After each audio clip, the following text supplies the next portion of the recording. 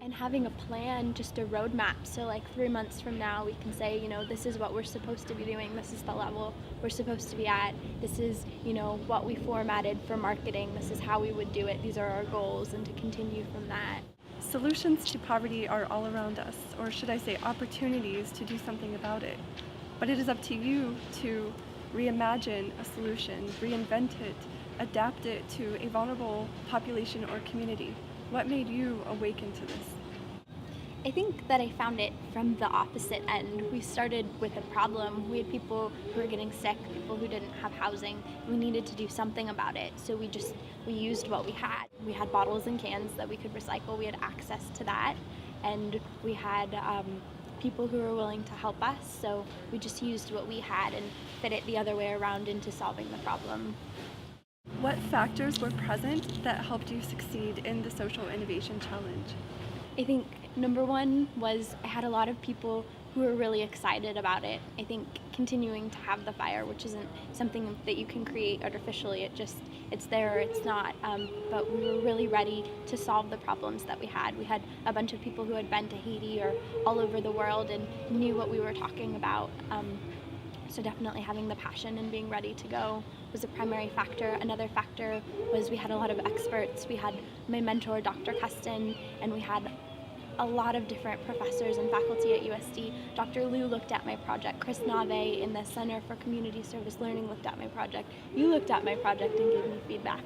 And all along the way, we had a lot of people saying, have you thought about this? Or what's going to happen when this comes up? And let us create sort of backup plans or insurance policies along the way. What type of student do you believe should apply to the Social Innovation Challenge? Really, I think every student should apply for the Social Innovation Challenge. I wouldn't want to limit it, but definitely someone who is excited about it, definitely someone who wants to make a change, someone who has the drive to do it, someone who's not afraid to work hard, someone who's not afraid to take criticism, and someone who is ready to put in a lot of really late nights getting the work done. What are the key ingredients to the success for competing in the Social Innovation Challenge? I think that number one, it's a lot of hard work. It is whatever you're going into, but especially this.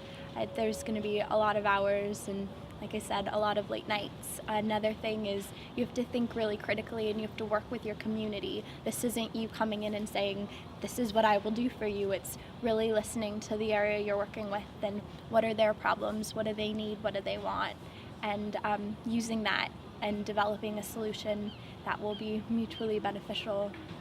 What made your project unique or innovative? I think that's a tough one. I think all of the proposals were unique and innovative. Mine specifically was unique because it was taking two different, not continents, but two different countries, and just really using both of them to help each other. I mean, at the same time you're cleaning up California, cleaning up the San Diego area and recycling. The money is being used to fund water projects and business ventures in Haiti. So I think that was really unique and innovative. How will you continue to invest in your venture after you graduate and leave USD and start the next phase of your life? Well, a year from now, my role in my venture was completely different than what it is today. We were a lot more on the ground and a lot more in charge of everything. And a year forward, we can pull back a little bit. Our community is doing really well. They're working with the resources, and just my role is changed. I'm there for problems, but they can handle it. So my role is definitely a lot more minor in this aspect, but we're working on other things. We're trying to develop gardening projects. But now that one area, like the water project, is more taken care of, we're figuring out other ways to develop the community. What advice do you offer to the 2012 Social Innovation Challenge candidates?